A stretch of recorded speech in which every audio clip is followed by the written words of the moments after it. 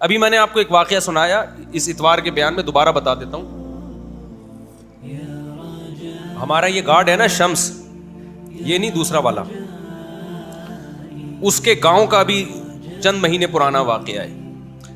उसका कहते हैं हमारे गांव में शादी की, ये भी 1 साल भी नहीं हुआ इस वाकये को। गांव में शादी की, बचपन का दोस्त था तो बीवी को उससे पर्दा नहीं कराया कि मेरा तो बचपन का क्या है ये दोस्त। अब बीवी खूबसूरत थी, दोस्त लट्टू हो गया उसके ऊपर। ये जो इश्क मिश्क है ना, ये अपने इख्तियार में नहीं है। जब होता है तो बता के नहीं होता ये कि आपसे पहले इजाजत लेगा कि यहाँ लट्टू होना मुनासिब रहेगा। आप कहें नहीं ये मेरे दोस्त की बीवी है, इसके अलावा कहीं और ट्राई मार।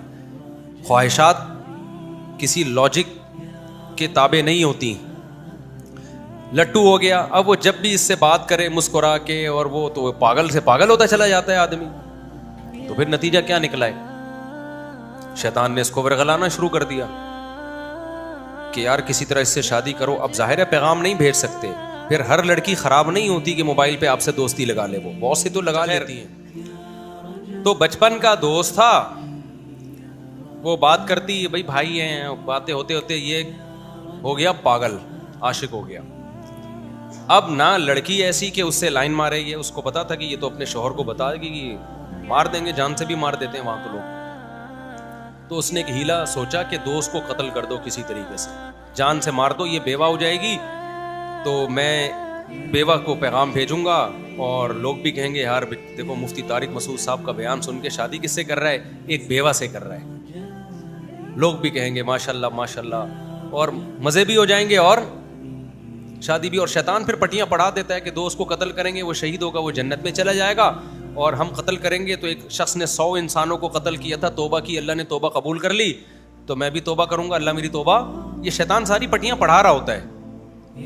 तभी तो अब्दुल्ला बिन अब्बास के पास एक शख्स आया और कहने लगा कि क्या कातिल की तौबा कबूल हो जाती है।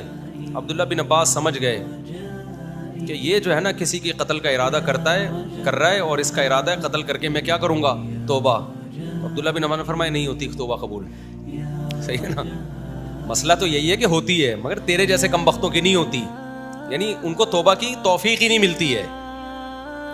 तो अब क्या है, तो उस शख्स ने क्या किया, दरिया पे ले जाके ना कहीं टहलने के लिए निकले, तन्हाई में तेज दरिया था, तो वहां ले जाके किनारे पे उसको धक्का दे के वो बेचारा दरिया में गिरा है। अब दरिया की मौजों के हवाले वो तो मर गया, लाश का भी पता नहीं कहाँ है। अब घर वाले तलाश कर रहे हैं बंदा गया कहाँ, इसने सबूत नहीं छोड़े, कोई शक करे मेरे ऊपर। पुलिस इंक्वायरी के लिए आई है, तफ्तीश हो रही है, भाई कहाँ गया बंदा, तलाश कर लिया, मस्जिदों में ऐलानात हो गए। पुलिस ने फिर कहा कि भाई ये इसका करीबी कौन है जी, ये है, इस पे तो कोई शक ही नहीं कर सकता, ये तो बचपन का दोस्त है, ये तो वो। और वो खुद जो कत्ल करता है ना, बाज़ सबसे ज्यादा इंक्वायरी वो कर रहा होता है, FIR वो कटाता है सबसे पहले जाके। वो रो भी जनाजे में सबसे, जनाजा तो नहीं अभी तो पता ही नहीं था, कि रो भी सबसे ज्यादा रहा, मेरा भाई कहाँ गया, हाय हाय हाय हाय हाय, मेरा दोस्त कहाँ गया। आपको पता है पुलिस को आप जितना मर्जी बुरा भला कहो ना, लेकिन जब पुलिस तफ्तीश पे आती है ना तो अच्छे अच्छों को निकाल। पुलिस इंक्वायरी के लिए आई है, पुलिस ने फिर निकाला, उसको पकड़ा, उसके दोस्त को, और जो उसको टॉर्चर किया या किसी भी तरीके से फिर उसने उगला कि मैं ऐसे जा रहा था, मैंने ऐसे धक्का दिया। फिर पूरी इंक्वायरी हुई तो ये बात सामने आई है। अब उसकी लाश पता नहीं मिली है नहीं मिली, कहाँ गई, तो शायद कहीं जाके मिल गई हो, अब जनाजा हो गया, बाहर अल्लाह उसकी मग़फ़िरत करे।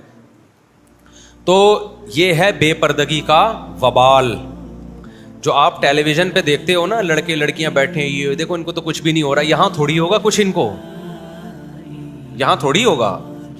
सबसे ज्यादा मेरे भाई इस्लाम फोकस करता है अपने फैमिली सिस्टम को बचाओ, वो पर्दे के बगैर बचना मुमकिन नहीं है। तो मैं लड़कियों से कहता हूं अगर आपको घर में पर्दा नहीं करवाने दिया जा रहा तो जॉइंट फैमिली में रहना फिर आपके लिए जायज़ नहीं। अपने शौहर को फोर्स करो, मुझे मैं नहीं आना चाहती देवर के सामने, मैं नहीं आना चाहती आपके चचा मामू के सामने,